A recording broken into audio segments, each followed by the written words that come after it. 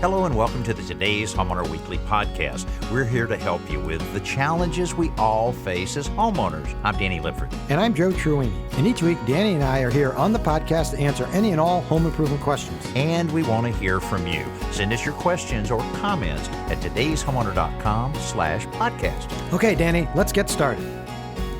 Today's Homeowner podcast is brought to you by the Home Depot. How doers get more done. This week, we talk with a homeowner that is about to put together a really nice workshop in his basement. So if it's in your basement, you really have to be thinking about how you contain all of the dust you're going to generate. We give him some great ideas on making sure he doesn't make a mess of his workshop basement. Yeah, it's really important to collect that dust as soon as possible because you don't want to be breathing it in. Mm-hmm. We've got some really good ideas on how to build a dust collection system.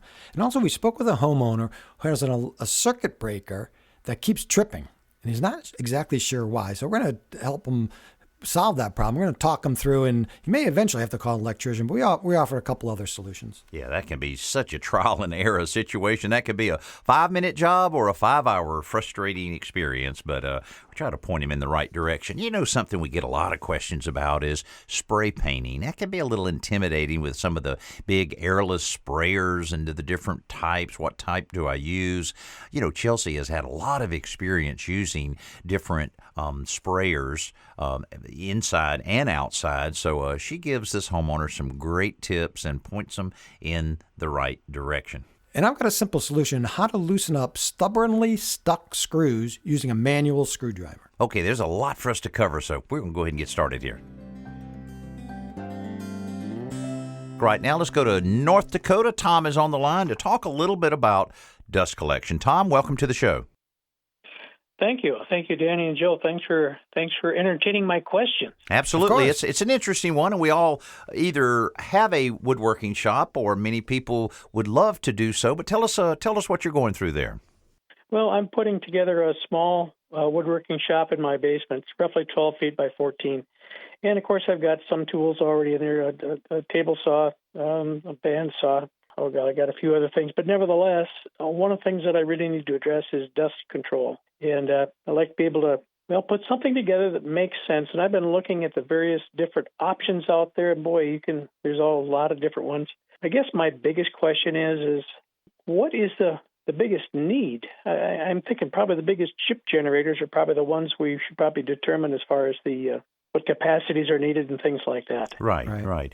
Well, I tell you what, I'm with my new place I'm building. I have a workshop that's completely finished as far as the walls and the floor and everything, and I'm about to do the same thing you're looking at, Tom, and figuring out how to control that dust in there. Though I won't be doing big woodworking projects, I still be using it a lot, but I've got the guy, and I know the guy that can explain everything about dust control, and it's my buddy Joe Truini, because, Joe, you have dealt with this an awful lot over the years with all the different magazine articles, internet articles, and so forth that you've dealt with. Tom and I are listening intently on your advice. Okay. All right. Well, Tom, you're right to try to address this before you get the shop all set up, because nothing worse than putting all your tools in place and getting and working there and then realizing I need a dust collection, because often it's going to be going behind these tools, and so you might have to build them off the wall a little bit. But as far as what creates the most dust, it's typically any kind of router or shaper, a miter saw or a radial arm saw for those people who still have radial arm saws, and of course a table saw. But at least with a table saw, it's typically getting blown straight down. It's a little easier to catch. With a miter saw, everything's getting blown off the back and it's going everywhere. It's coming out over the top of the blade and behind the saw. So usually there's a hood setup. But you mentioned you'd looked into some systems. Now, there are some DIY systems. In fact, if you go online, you'll probably find hundreds of them that you could make from PVC fittings and 5-gallon plastic buckets. They work really well. And the best system would be anything that establishes a two-stage dust collection, meaning all the wood chips and dust go into the first stage, which collects all the larger chips, and then into the vacuum itself will go the smaller chips, because it works more efficiently and doesn't clog up the filter. So that's the first thing you want to check. Have you looked, Tom, at any ready-made systems, any manufacturers that you're considering? Oh, yes. There's all sorts of different dust collection systems. I guess what I'm looking at is probably the ones that can probably take out the least footprint. Right. One of the things I was looking at, Joe, is basically a shop vac, probably I know a larger capacity than what I have, but I was almost thinking of almost like a 3-tier type job. Basically, where you set your table, your shop vac on the lower level, right, and then have a dust collector or a dust separator in there somewhere. Yeah. To get everything accomplished. Well, that's exactly what you need. And the other thing you'll discover when you either buy a system or make one is you can buy all the fittings. Some of them are just standard fittings that you'd get, setting up any kind of PVC pipe. But they also make shop collection fittings like gates, these slide gates, because what you want to do is you want to concentrate the pressure, the power of this vacuum. You want it sucking air from all the machines if you're only using one. So you close the gates to all the machines you're not using, and it delivers more power to the one machine you are, or 2 machines you are, whatever. And the other thing I would highly recommend is get a device that you plug your tools and your shop vac into, and it goes on and off automatically. So when you flip on, let's say, the table saw, the vacuum automatically comes on. And then when you turn the saw off, the vacuum runs for about 5 to 10 seconds, depending on the device, and it clears the line. This way, you're not flipping 2 or 3 switches every time you want to run the vacuum.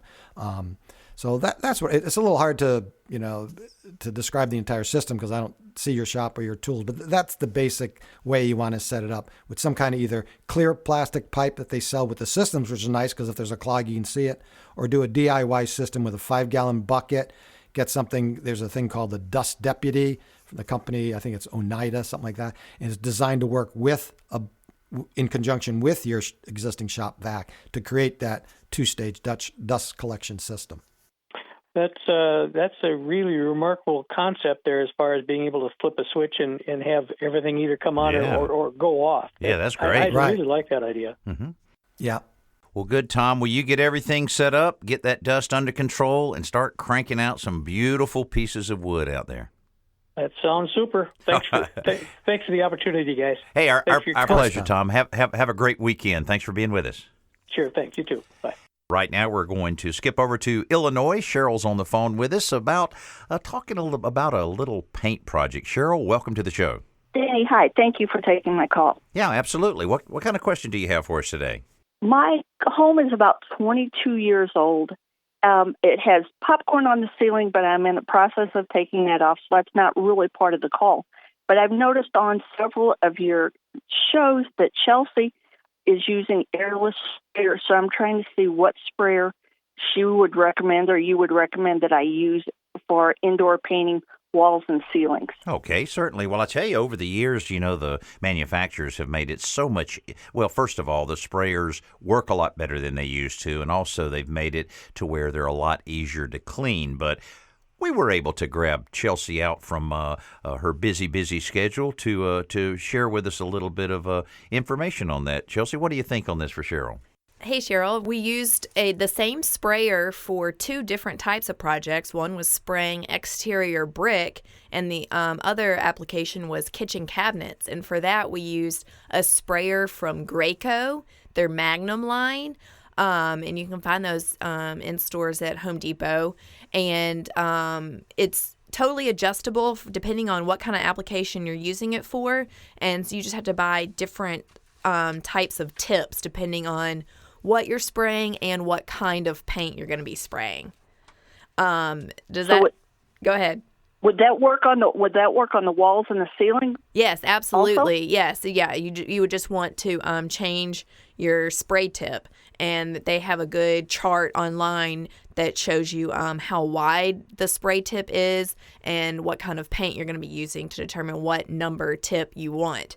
And those are also, the tips are available right next to the sprayers in the paint aisle. There's also some of those tips, Cheryl, that point straight up. So when you're, working the airless and you're spraying the ceilings, that may make it even easier that you don't have to tilt it up. So that's one way to go. And of course, with spraying, you're going to have potential overspray and so forth. So you have to think about that with getting a spray shield and so forth. But now another sprayer that we used, which is a high volume, low pressure sprayer, that worked pretty well when talking about some of the cabinets and trim, wasn't it? Yeah, it's from Homeowner. Their Super Finish Max sprayer, I think is the phrase for that one, that is really good. It does have a smaller spray pattern, so it would take longer, but it's significantly less money to get that one. That one's about $90, whereas the Graco Magnum is about $300. But I saw pictures of your space, Cheryl, and with all the angles and the high ceilings and everything, a $300 sprayer is a lot less inexpensive. Is that a lot less expensive than hiring a professional painter to do the job. Absolutely. And the living room vaults up to about 11 and a half feet, so there's quite a bit of height there. So, I agree with you. Spending a little more money on a sprayer may save me money and time in the long run. And let me ask Joe something. Joe, haven't you seen some of those actual, I think about anything that you can do to keep people from having to climb on a ladder, for safety reasons. There's some of the extension poles that are available for some of those airless sprayers as well. I've seen some of the pros use that.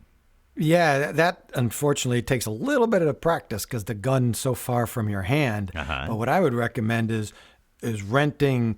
They have scaffolding meant for indoors. It's basically just really narrow, has a platform, and 11 and a half feet is high, but it's not 16 feet, so you should be able to reach it. It's only 3.5 feet higher than a normal ceiling. And the only other advice I'd add, Cheryl, is that whenever I'm looking for updated information on airless sprayers, there's an online magazine called Paint Sprayer Mag, M-A-G, paintsprayermag.com, and they rate and review these sprayers, and it's a great place to go. And as Chelsea mentioned, the Magnum, the Graco Magnum, are highly rated. There's an X5, which sells, as Chelsea mentioned, about $300. Then they have a newer model, the X7, but that's like $380. If you're going to spend that much money, you might as well just go out and rent one at that point. Okay. And Wagner makes one, by the way. Yeah, and Wagner makes one for about $150. That's pretty highly rated as well. So I would consider one of those two models. So look on paintsprayermag.com for that's exactly right. What the ratings are. Mm-hmm. Yeah, they also review them and test them, and then they rate them. That's great. Okay. Thank you all three very much today. Good. We appreciate that, and certainly hope we've been able to point you in the right direction. Sounds like you've got plenty of work ahead of you, so we're gonna let you get right to it, and I hope you have a great weekend. Thank you very much. Okay, our pleasure. Thanks so much for being with us. And, once you, just like you've done, Chelsea, and kind of get empowered once you do a little spraying and you realize how quick that goes and how much a better finish, especially when you're talking about cabinets or a cabinet island or cabinet doors. It really does achieve a much better look than having any kind of brush strokes in there. Oh, yeah, absolutely. And I mean, definitely there's a little bit more prep work ahead at the beginning of the project, but the payoff is totally worth it in the end. Absolutely. Thanks so much for helping us out there. Hey, Joe, I'll tell you, it never ceases to amaze me how problem solution just is a big part of everything that happens with your home, and this Best New Product kind of addresses one of those things. And this Best New Product segment is brought to you by the Home Depot. How doers get more done. Dimmers are a great addition to lots of spaces because they allow you to change the atmosphere in the room with the intensity of the light. But not all dimmers work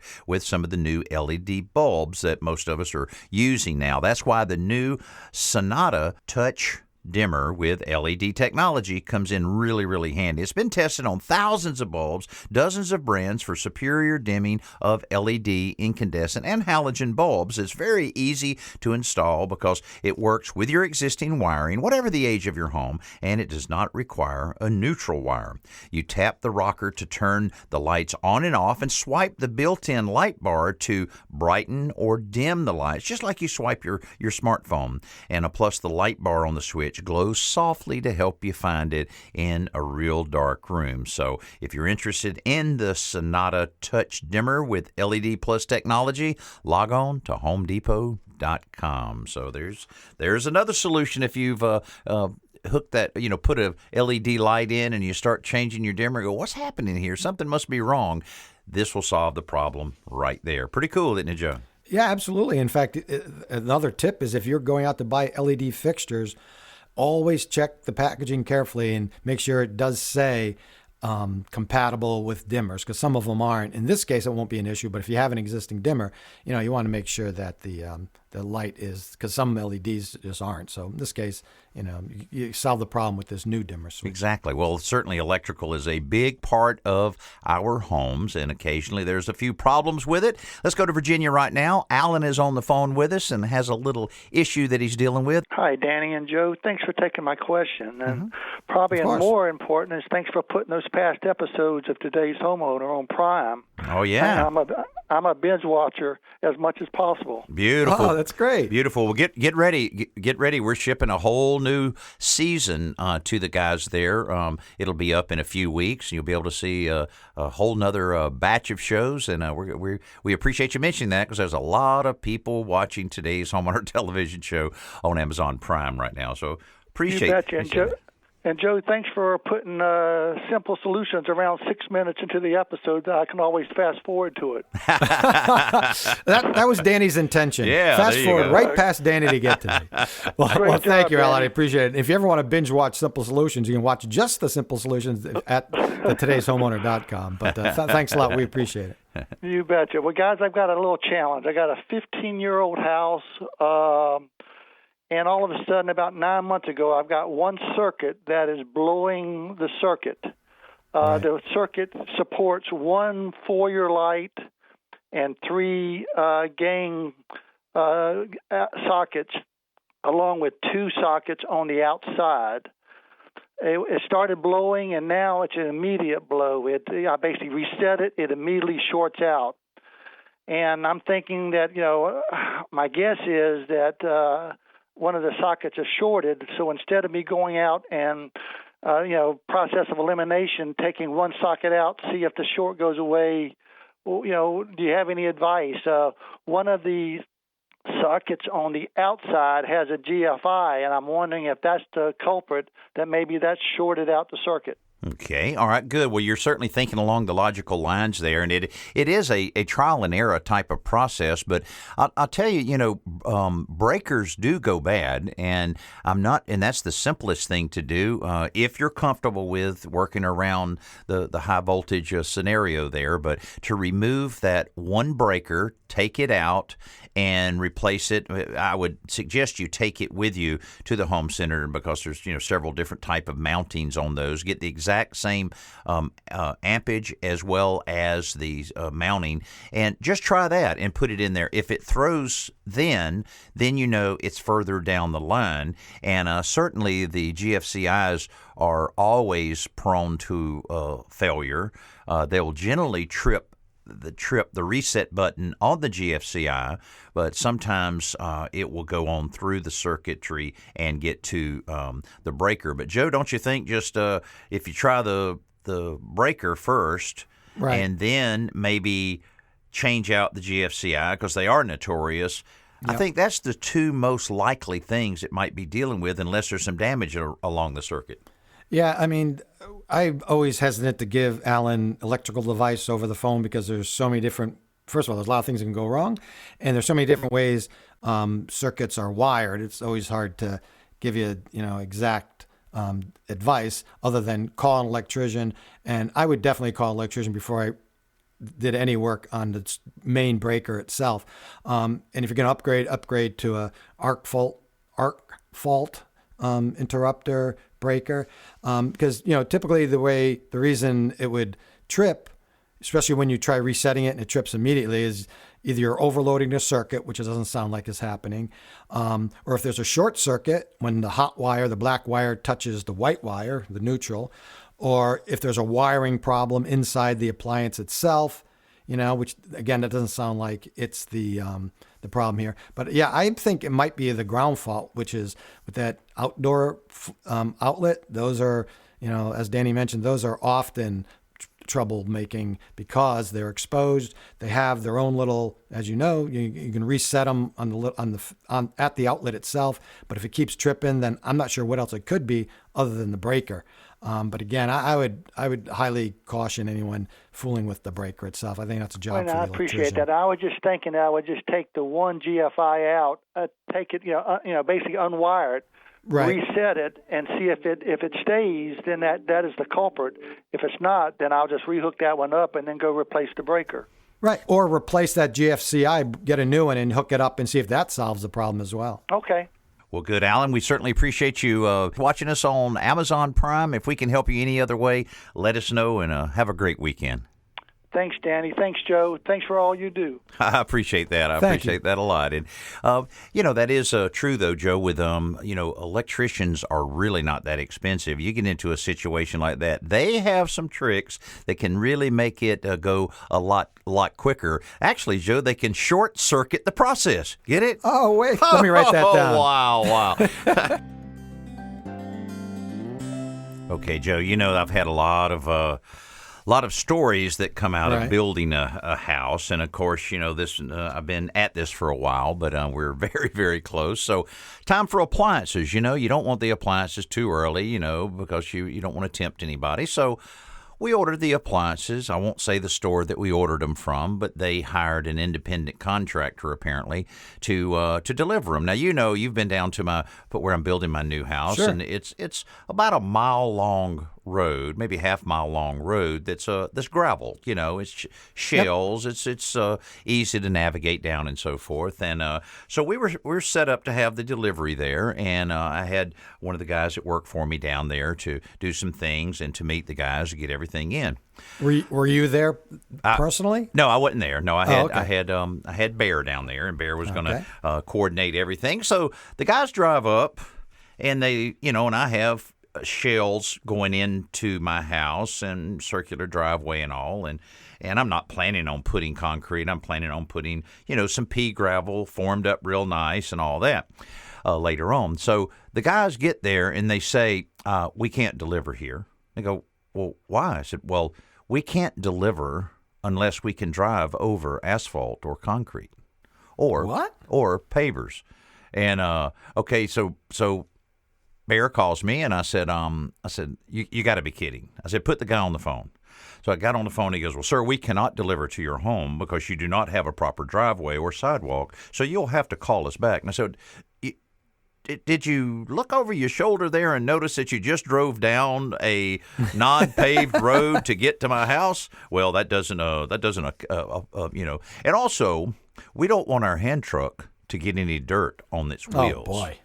And I went, somebody's pulling my leg. I thought for sure someone was punking me a little bit here.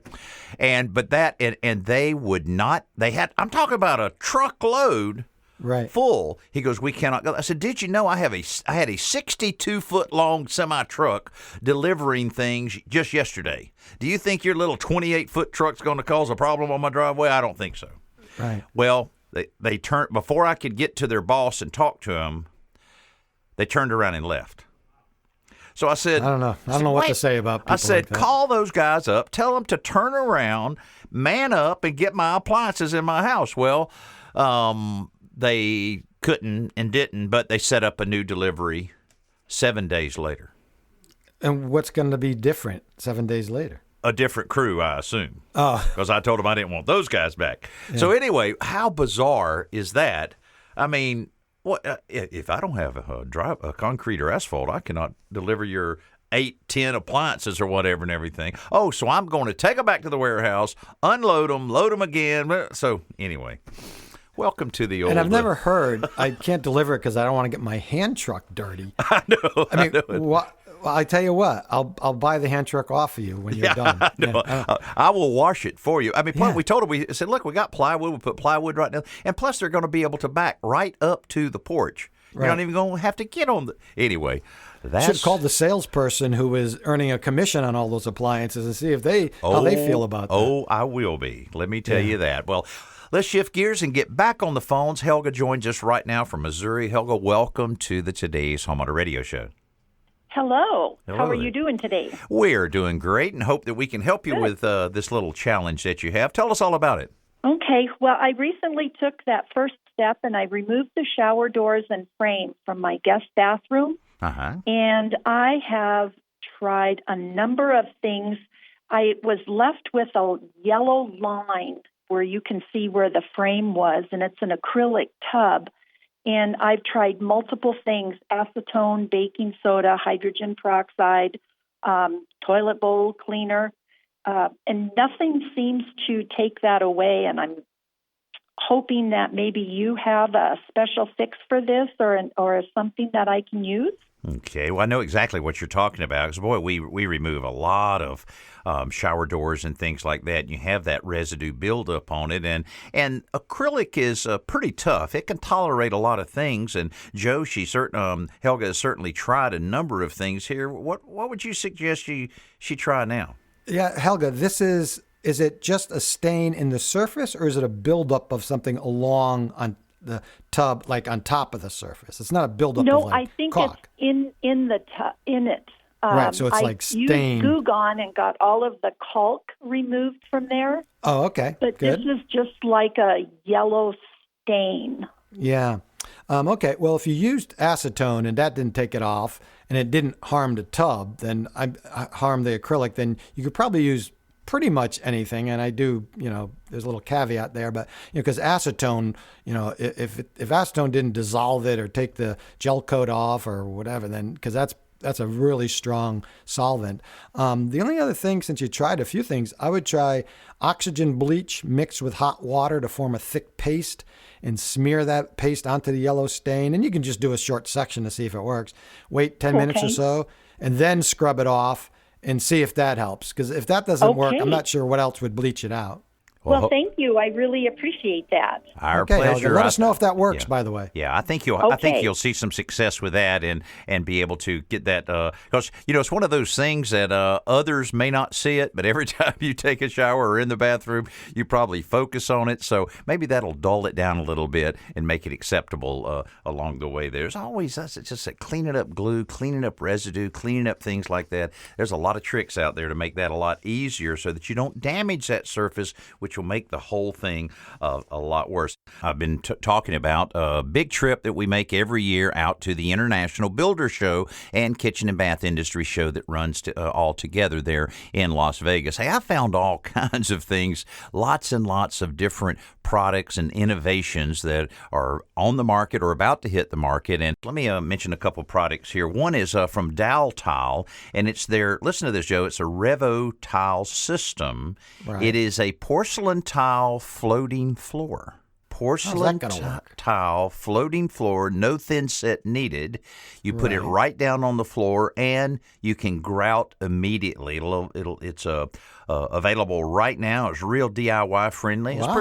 That's a pretty cool. I mean, I saw it on the floor, and I'm telling you, it looked awesome. They had a 1 foot by 2 foot tile system down there, and that was really good. I trust Dow Tile. I've used their product for years, but I can't imagine that grout lasts on a floating floor. That's what I would question. And popping out. Yeah. Well, they just said that they had a slight adhesive on the back of the Revo tile that would kind of keep it in place. So. It's been out since October of 2019, so I guess they have that. Another thing we saw, Velux skylights have been around forever. They're the best out there, I think. And they have one, of course, that automatically monitors your indoor air quality. If the humidity gets too high, it will slowly open. If the CO2 level gets too high or temperature gets too high within your house, it will automatically open. Now, if you get a little rain shower, it automatically closes, and it's also can be voice activated through Alexa and Google Assistant. It's got an app. It's got a remote control. Wow. All of these things. And no wires necessary because it's completely solar powered. So that's really good. Installation a lot easier, and just kind of one of those things that's just with the thing that we talk about, and I mentioned it a few months ago, how big indoor air quality issues are going to be this year. And here's a great example of a worldwide company like this trying to help the American consumer with indoor air quality issues. So we hear a lot of people calling in and asking us about hanging certain heavy items on, say, stucco walls, brick walls, things like that. I'll tell you, our friends at Titebond have developed this. I mean, they had a great display there at the International Builder Show, and it's called Tight Grab Construction Adhesive, and it's just great to install heavy objects on vertical surfaces, and it just has an instant grab from inside or outside, and it's just really, really an interesting thing. Does it come in a caulking tube? It comes in a or is it a squeeze both. caulking tube? Yes. Okay. And so very, cool. very interesting in how it works out. So if you have a situation that you're trying to really make sure something stays on that vertical surface, that's from Titebond. So you can go to titebond.com and look up Tight Grab Construction Adhesive. What about voice-activated faucets? They're here, and because of the compatibility with Alexa and Google Assistant, Moen came out with a faucet for your kitchen that you can you talk to it, and you tell what temperature you want, and it automatically sets it. You can say, if you're cooking, think about this, and you need 3/4 of a cup. You say 3/4 of a cup, whatever the name. I think there's a name that you associate with it. 3/4 of a cup, and it pours exactly 3/4 of a cup. So you don't need a measuring cup anymore, that type of thing. So there's a lot of practical parts of it. Naturally, it can be very expensive, when they introduce these kind of things. But that was one that we saw. Also, Trex has really, we've known them for years and years for all of their quality composite decking and so forth. Now they're creating full outdoor kitchen units made out of the composite material. So, you try to figure out how I can get that nice little outdoor kitchen that you're thinking about, and it can get a little complicated building it. Well, you can buy the whole entire unit that can put right in place. It has sinks, it has grills, it has just about everything you need, and certainly, as Trex is well known for, it's virtually maintenance free. So, how sometimes they have products, and you look at the price tag, and you go, they're not going to sell a lot of those. And I think that's the case with the Smart Flower. Now, this is a solar panel system that's all contained in one unit, and it actually looks kind of like a flower. Now, what it does is it actually moves and tracks the sun all day long for maximum solar energy capture. It's self-cleaning, and it will collect 6,000 kilowatts annually, typically enough energy to run an average 2,500 square foot home. Wait a minute. Yeah. This is a single flower we're talking about? Single flower. Now it's a fairly. Is it the size of a radar dish? How big is this flower? It's pretty large. It's 6 or 7 foot tall. But the punchline is it costs $25,000. Well, you could probably make that up in 2 or 3 centuries, don't you? I know it. Bill? Yeah, when your great grandkids would go, wow, that was cool. That old dude bought that. What happens when the dog comes and pees on it? Does it short circuit the whole thing? Or the deer start chewing on it? How does that work out for you? Well, that's pretty complex there. Let's get simple with a simple solution, Joe. What do you have for us? Okay, Danny, I had mentioned earlier about this simple solution on 3 ways to loosen stubborn screws with a manual screwdriver. And here you go. If it's a square shaft screwdriver, you can use an adjustable wrench, just tighten it onto the shaft of the screwdriver. And as you press down with one hand, you can use the wrench to turn the shaft, and that gives you a little extra leverage. If it has a hexagonal shaft, if the screwdriver has a hexagonal shaft, you can get a small ratcheting box end wrench, and you can slip that over the tip of the screwdriver, and it fits right onto the shaft of the screwdriver. And again, you can use that as leverage just to turn the wrench. But if it has a round shaft, some of them do, then neither wrench would work. But you can use locking pliers, right? Vice grip pliers, just lock it right on there, and you can use that for a little extra leverage. And in all 3 of these techniques, the wrench or the pliers, you want to set it pretty close to the tip of the screwdriver, right down close to the screw head, because that will give you the most amount of torque. And again, once you crack it loose and it gets a little loose, then you can use a drill driver and some other tool to pull that fastener out. All right, that's great. I'll tell you, there's nothing more frustrating than being right in the middle of a project and you've got one screw that just screeches everything to a halt. So another great simple solution, and you can see a lot more simple solutions at todayshomeowner.com/simple solution. Now it's time for our DIY project of the week, and this one is about how to transform a brick fireplace with lime wash. You know, lime wash that you can buy pretty readily is a thick clay-like material that you mix with water. Now, the amount of water you add will determine how thick or thin the wash will be, and you can apply the lime wash in a quick, easy way to really update a fireplace. But before you apply it, you really have to check the bricks first to make sure they don't have any soot on them. If they do, you should clean them as well as you can with a stiff bristle brush. And you can use almost any kind of household cleaner, but we usually recommend TSP, which is trisodium phosphate. Yeah, very important. Get it nice and clean, and then you mix the lime wash solution till it's smooth and free of any lumps. Then you use a spray bottle to dampen the bricks one section at a time. And working from the bottom up, spread the lime wash solution onto the bricks using a stiff bristle brush or some type of masonry brush. And be sure to get a good coat on the mortar joints as well.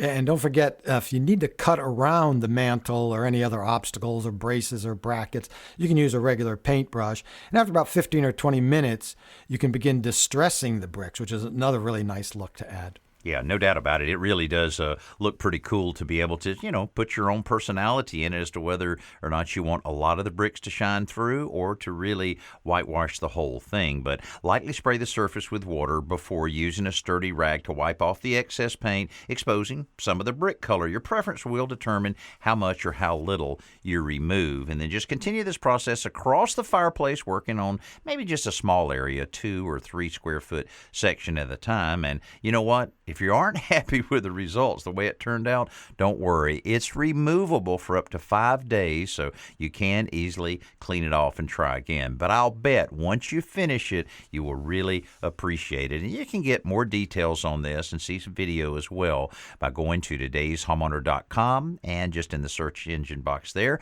just put lime wash and you'll find out.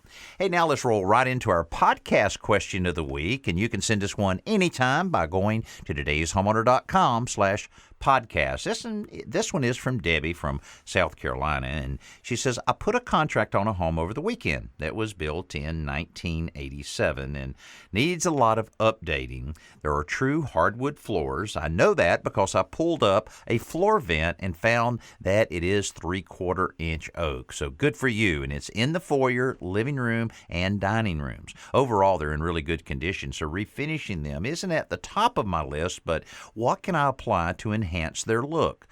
They won't be real high traffic areas, and also there's a pocket door that's sticking. What can I do to make it slide with less effort? Thank you very much. I bet I can guess, Danny. I bet I can guess what you're going to recommend for that floor. Go ahead. I know, that revitalizer that is actually called Rejuvenate from Bona.